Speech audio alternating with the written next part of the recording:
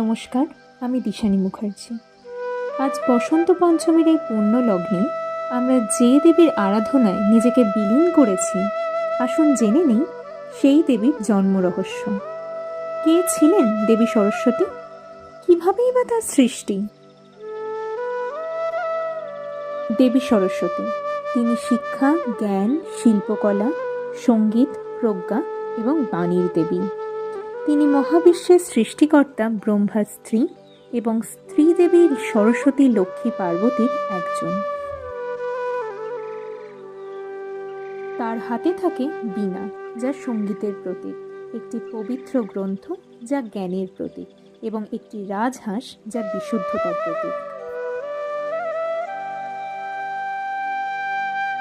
দেবী ভাগবত পুরাণ অনুসারে পরম ব্রহ্মের অংশ থেকে তিনি বিষ্ণুর জিহ্বার অগ্র থেকে উৎপন্ন হন।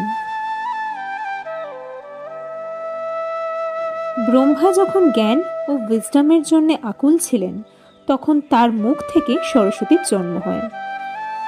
সবচেয়ে প্রচলিত কাহিনী অনুসারে ব্রহ্মা যখন মহাবিশ্ব সৃষ্টি করতে যাচ্ছিলেন, তখন তার জ্ঞানের অভাব বোধ করেন।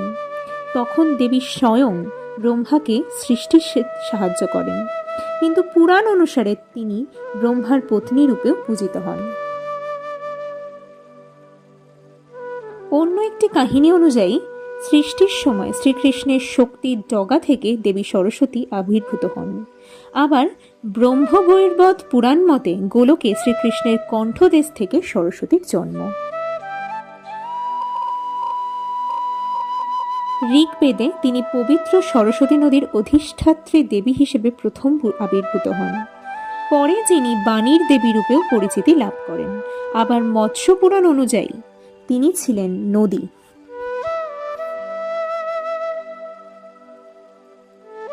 ব্রহ্মা সরস্বতীকে দেখে তার প্রতি আকৃষ্ট হন এবং তাকে বিয়ে করতে চেয়েছিলেন, কিন্তু দেবী সরস্বতী তাতে রাজি হননি। পুরাণ অনুসারে 5 মাথা ব্রহ্মার উৎপত্তিরও এই ঘটনার সাথে যোগসূত্র রয়েছে। সরস্বতী ব্রহ্মার দৃষ্টি এড়াতে চাইলে ব্রহ্মা তার দিকে সর্বদা দৃষ্টি রাখবার জন্য 5টি মাথার সৃষ্টি করেন।